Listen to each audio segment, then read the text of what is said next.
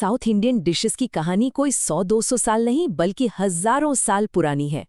जी हाँ, इंडिया की कुछ सबसे पुरानी डिशेज असल में साउथ इंडिया से ही हैं।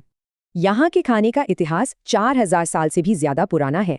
इसका जिक्र तो प्राचीन संगम साहित्य में भी मिलता है, जहाँ केले के पत्तों पर खाना परोसा जाता था। इस पूरे क्यूजीन की नींव सिर्फ 3 चीजों पर टिकी है और तीनों की अपनी एक कहानी है।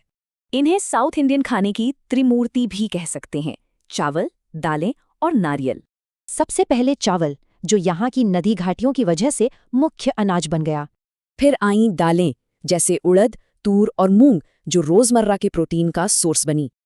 और फिर है नारियल, जिसका तेल, दूध और गरी हर चीज इस्तेमाल होती थी।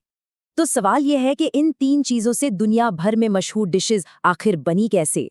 डोसा को ही देखिए, 6ठी सदी में ये एक मोटा पैनकेक जैसा था जो आज एकदम कुरकुरा हो गया है। डोसा ही क्यों, इडली का जिक्र भी 8वीं सदी से मिलता है। माना जाता है कि इसका आइडिया इंडोनेशियाई फर्मेंटेड राइस केक से आया था।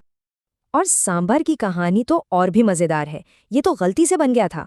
हुआ यूं कि तंजौर की शाही रसोई में दाल में गलती से इमली पड़ गई और बस बन गया सांभर। इसी तरह रसम है, जिसे पहले सर्दी, जुकाम और हाजमे के लिए दवाई की तरह इस्तेमाल करते थे। फिर व्यापार के जरिए मिर्च, टमाटर और आलू जैसी नई चीजें भी यहाँ के खाने में शामिल हो गईं। दिलचस्प बात यह है कि हर राज्य ने इन्हीं चीजों से अपने अपने अलग जायके बना लिए।